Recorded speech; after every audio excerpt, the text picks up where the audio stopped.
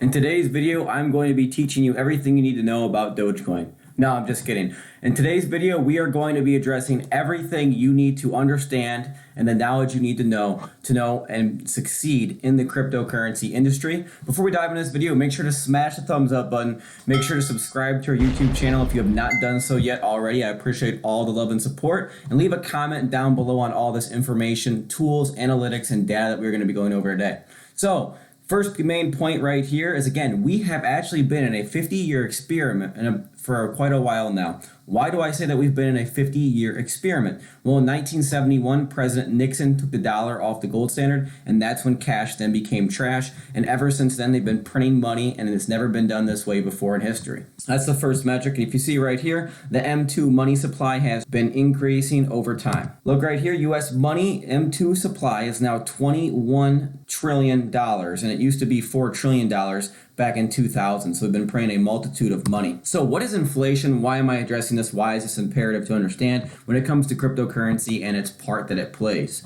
Again, inflation is too much money chasing too few goods or services, traditionally measured by the CPI or Consumer Price Index. The baskets of goods in the CPI can consistently be changed to fit a narrative. Inflation is the silent tax that erodes the wealth of the people. The wealth gap grows because the wealthy understand they must buy assets to outperform inflation, which is something we've talked about a multitude of times at Brotherhood Finance. So if we look right here, obviously we know the national debt has been increasing at a drastic and very crazy and substantial rate over time. We are now at 29 trillion US dollars, and that actually increases every single day. You can go to usdebtclock.org and it will show you those updates about every second or so. So some crazy metrics, and we're at all-time inflation and an all-time high debt ceiling. And they also just raised it $2.5 trillion. So here's just some prices of some goods and services. Change in the price from 1 year ago. Car and truck rentals up 87.7%. Housing prices up 24%. And you should ask yourself, should we measure inflation by the increase of necessities we all need and use? If your investments are not compounding at a higher rate than inflation, you are currently losing value. Are your stocks' free cash flow exceeding inflation? Is the net operating of your real estate property that you own exceeding inflation? So these are all things you need to take consideration as well in. Used cars and trucks up 45.2%, gasoline up 45%. So you're starting to get the picture of what inflation is, how we've been growing inflation at a substantial rate. Now let's talk about how you can increase your financial education and also invest in the right asset that's going to be the future of money and cryptocurrency. So how can you outpace inflation, protect your wealth, and have the highest expected return on investment of your money? So if we look right here, these are the asset classes that have returned over the past 10 years. These are ranking the best return on investment asset classes. And if you look right here, we have Bitcoin BTC, 2021 year-to-date 109%. And if you look right here from 2011 to 2021, because again, this is measuring a 10-year ROI of given assets, it is returned. What number do you think that is? That is 20 million %. And the analyzed percent ROI per year is roughly 230%. Second in that line is actually QQQ, or the US NASDAQ 100, and that has gone up 541% in the past 10 years and about a 20% increase. So those are the main two that have kept up with inflation and the best returning assets. Bitcoin far exceeds any other given asset, and annually per year, it averages 230% as shown on this chart. So why Bitcoin as an inflation hedge?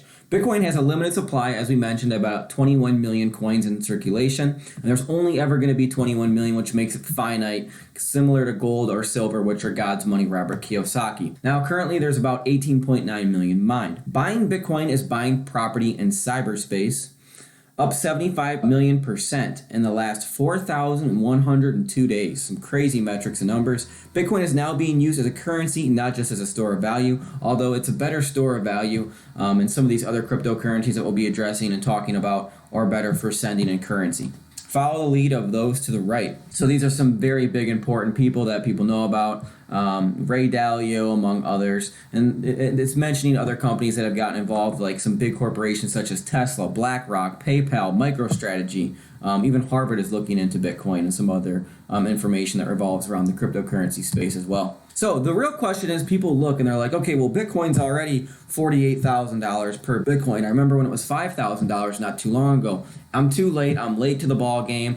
I'll never be able to make any money in crypto. I just, I wish I would have gotten invested a couple years ago. Now, the real answer to that question is you are wrong. We are not too late. We're actually extremely, extremely early. So if you look at this pie chart right here, the store of value for given assets is about $150 trillion. And Bitcoin makes up 0.7% of that $150 trillion. And again, the store of value market still is 99.3%. So Bitcoin's only filled that 0.7% gap in a store of value market of 0.7% or $150 trillion. And just some other metrics is the cryptocurrency space as a whole is only about $2.7 billion. So it's not even in the trillions, it's still in the billions. Just to put that in a perspective or a perception of that so you can compare and contrast, the gold's market cap is about 10 trillion. So we still have quite a room to go, and I'm very excited for the future. Characteristics of a successful investor. So what is separating a successful investor from an investor that may not be as successful, that's not making as much money off investments and things like the stock market and other methods are a scam? So obviously you have to be aware of the evolving economy, industries, trends, and ultimately new demands of the marketplace. And you have to have courage to place your capital or your money or your liquidity into assets prior to the masses. Now again, this is not very common. This is something that's very difficult to do, but if you can get it correctly, like investing Facebook at the beginning or investing in Apple or obviously Bitcoin where you can get a 20 million%. So you really need to be able to understand new ecosystems, new developments, and new industries and trends that are coming out. And we've noticed that cryptocurrency is one of those main trends of today. Reminds me very similar to the internet, which I've addressed a multitude of times as well. So what is blockchain? You hear people talking about cryptocurrency. You heard something called a blockchain. What is it? So a blockchain is a system in which a record of transactions and data are maintained and stored across several computers that are linked in a peer-to-peer network. The process of converting ordinary plain text into unintelligible text and vice versa. It's a method of storing and transmitting data in a particular form so that only those for whom it is intended can read and process it. So what is the value of cryptocurrency? You just heard what a blockchain is, how it works, where is the value coming from? So the value of cryptocurrency is derived from the efficient, unbiased, secure, and unhackable transmission of data and value that allows central powers to be removed from the process. This reduces fees, collapses time, limits corruption, as we know there's a lot of corruption with the amount of money printing, and there's a lot of corruption as well in our government, and it marks and makes markets more efficient. So how does blockchain work? You just heard what it is. So blockchain works on a peer-to-peer network, okay, and it consists of the computers. So it requests transactions and then it broadcasts it, and then there's that validation phase. The network of the node validates the transaction and the user status using known algorithms. A verified transaction can involve cryptocurrency, contracts, records, or other information. So there's a multitude of industries I believe cryptocurrency will take over because it's so efficient and a better store of value and currency in every single way possible. The transaction is completed. So what happens after the transaction is completed? The peer-to-peer network happens, the validation occurs, and that block is created. So then the new block is added to the existing blockchain in a way that is permanent and unalterable. Once that blockchain is verified, the transaction is combined with other transactions to create a new block of data for the ledger.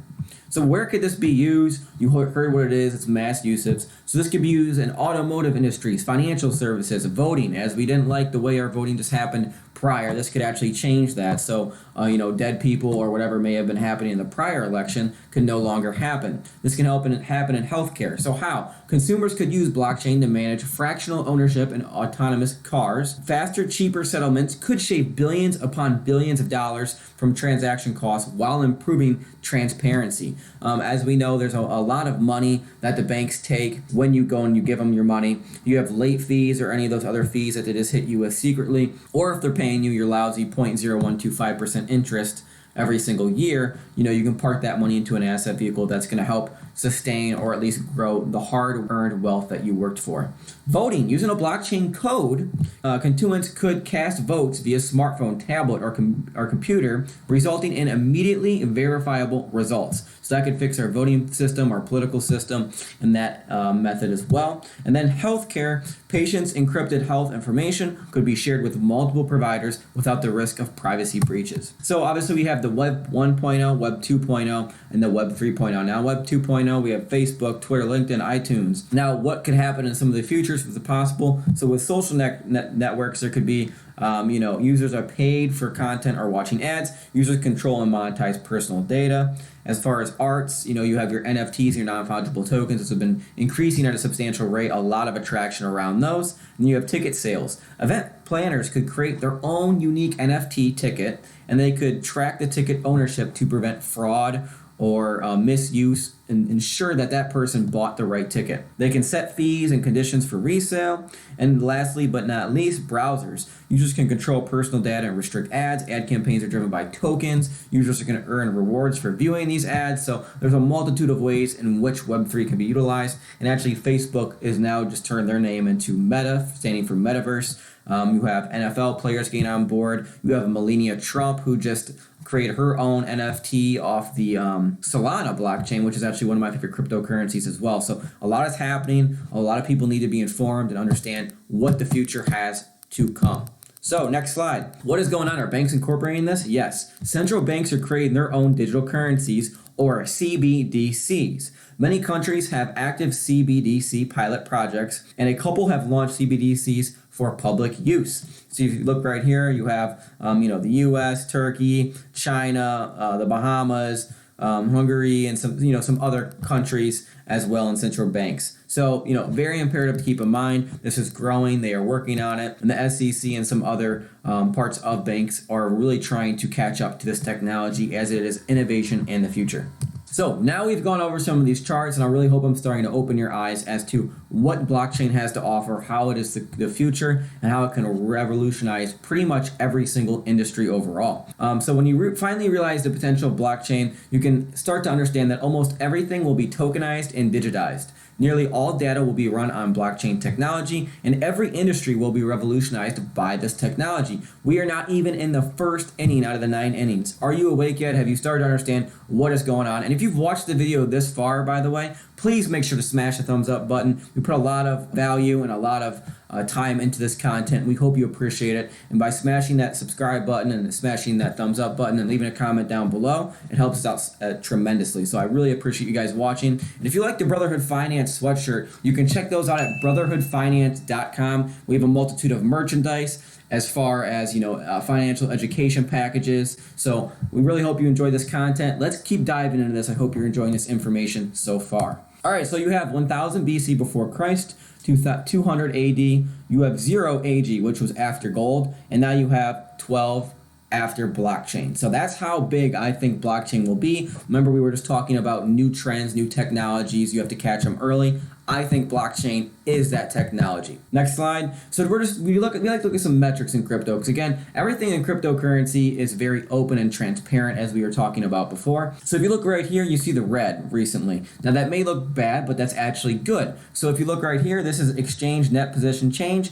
And this has to do with the money on currency, or on the blockchain overall. And what happens is, when this red is going off, this means that there's not as much money on the exchanges. So when there's not money on the exchanges, it can't be sold, which is a bullish looking chart or thesis. Because think about it, if the money is on the blockchain and on crypto.com or Coinbase or on these exchanges, it could then be sold. But when it's off, it's actually more bullish, because it's not being able to be sold quickly or or fast in general. So again, we have the Bitcoin Lightning Network that's also been out as well. So that's increasing the speeds. This is one of the Bitcoin upgrades we just had. So if you want to understand this, we actually made a video. It's one of the things where it was titled Bitcoin Just Upgraded. So if you want to learn more about the Bitcoin Lightning node, make sure to check that out also. Just some more bullish statistics. Again, I don't believe this bull run is over. This is not financial advice. This is financial education. But I think this bull run will continue to extend, especially with them raising the debt ceiling, and we just formed a new bottom around the $42,000 range. What am I looking for particularly? If you've watched this far in the video, this is stuff I don't normally shout out, or my opinion, but if we drop below $40,600, I am then bearish on Bitcoin. So I'll be selling if we drop below $40,600. You don't have to. That's what I'm doing. Again, this is not financial advice. And then once we can break that 47,000, which we have, and then we can get up to 52, I think that's when we'll start building that momentum and go on more of a bullish trend and then start moving upwards further. Again, some more long-term metrics right here. Long-term holders. Now again, long-term holders are smarter. They understand when to sell, how to buy low and sell high, and that's exactly what this chart shows. And if you look right here, there's another one, total supply held by short term. So this is what's considered the dumb money. This is the money that is not smart. They don't hold the asset for a long time, and as we just looked back previously, Bitcoin has returned 20 million% in the past 10 years. So some crazy statistics, and I hope you're finding a lot of value out of this video. If you look right here, long-term holders, NUPL. Now what this is showing is there fear, is there optimism, is there denial or euphoria, otherwise known as greed. And then if you can see right here, when we had these recent all-time highs back in 2017, or back earlier when there was the COVID and stuff, and we had a big bull run up, there was that euphoria, and then we sold off. But right now we're still in the belief stage, and we haven't reached into these higher points where there's going to be a sell-off. So that occurred over here in 2017 area. So just some more bullish metrics. Now, what else do I like to invest in? Obviously, I like Bitcoin. Some of my other ones that may not be on this chart. This is some of the top performing smart contract platforms. I like Bitcoin. I like Ethereum. I like Solana. And I like Avalanche. Those are my main four. And I also like Polygon, otherwise known as Matic. I started picking them up about a month ago, and I've put some people on that, so they've done pretty well in that position overall. Ethereum, we all know Ethereum. Again, that goes back to non-fungible tokens, online digital art, and they are the biggest smart contract platform in the world.